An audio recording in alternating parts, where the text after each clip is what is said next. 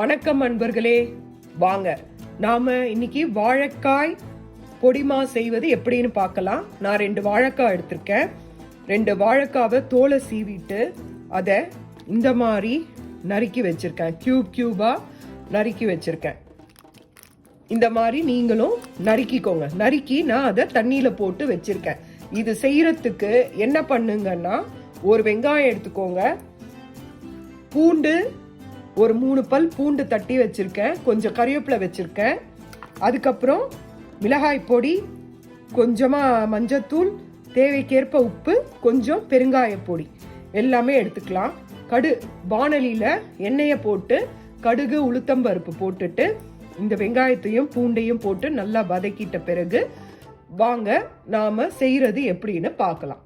வாணலியில கடுகு உளுத்தம்பருப்பு போட்டுட்டு அது பொரிஞ்ச உடனே கறிவேப்பிலையும் பூண்டையும் போட்டு நல்லா வதக்கின பிறகு என்ன பண்ணுங்க, கட் பண்ண இந்த வெங்காயத்தை போட்டுக்கோங்க. இது நல்லா வதங்கட்டும். வதங்கின உடனே தண்ணியில் இருக்கிற இந்த வாழைக்காயை எடுத்து இதில் போட்டு ஒரு வதக்கிட்டு மஞ்சள் பொடி சேர்த்து தேவையான அளவு தண்ணி விடுங்க. இங்கே பாருங்க, வெங்காயம் நல்லா வதங்கின பிறகு தண்ணியில் இருக்கிற வாழைக்காயை தண்ணி வடிகட்டி வாழைக்காயை எடுத்து இதில் போட்டிருக்கேன். அதில் மஞ்சள் பொடியும் போட்டிருக்கேன். போட்டு நல்லா ஒரு 5 நிமிஷம் நல்லா வதக்கி விடுங்க. வதங்கட்டும். அந்த எண்ணெயிலேயே ஒரு 5 நிமிஷம் நல்லா வதங்கட்டும். வதங்கின பிறகு ஒரு 1/2 டம்ளர் தண்ணி ஊற்றி அதை மூடி வச்சுடுங்க. தட்டை போட்டு ஒரு 10 நிமிஷம் கழிச்சுட்டு திரும்பி ஒரு கலரி திரும்பி மூடி வைங்க. நல்லா வெந்த பிறகு காரத்தை போட்டு நல்லா செவுக்க வந்தோடனே நம்ம நிறுத்திடலாம். இங்கே பாருங்க, நான் 1/2 டம்ளர் தண்ணி வைக்கிறேன்.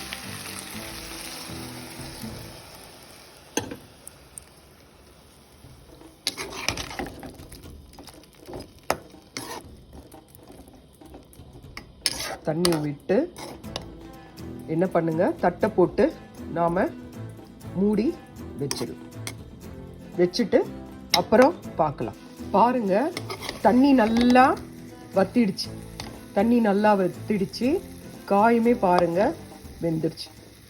இந்த டைம்ல இங்க பாருங்க வெந்துடுச்சு. இந்த டைம்ல என்ன பண்ணுங்கன்னா, மிளகாத்தூள், உப்பு, பெருங்காயம் இது எல்லாத்தையுமே போட்டுருங்க. போட்டுட்டு நல்லா கலரி, நல்லா மிளகாத்தூள் காரம் போகிற வரைக்கும் நல்லா செவந்த பிறகு இடுங்க. தீயை சிம்மில் வச்சுடுங்க. இதை நல்லா கலரி விடுங்க. தீயை சிம்மில் வச்சுட்டு நல்லா செவந்த ஒன்று இடுங்க. தேவைப்பட்டால் ஒரு 1/2 ஸ்பூன் ஆயில் விடுங்க. அவ்வளோதான். இது நல்லா செவந்த ஒன்று உங்களுக்கு காட்டுறேன். இந்த மாதிரி நல்லா செவந்த ஒன்று நிறுத்திடுங்க. கொத்தமல்லி தழை போட்டு நிறுத்திடுங்க. அவ்வளோதான்.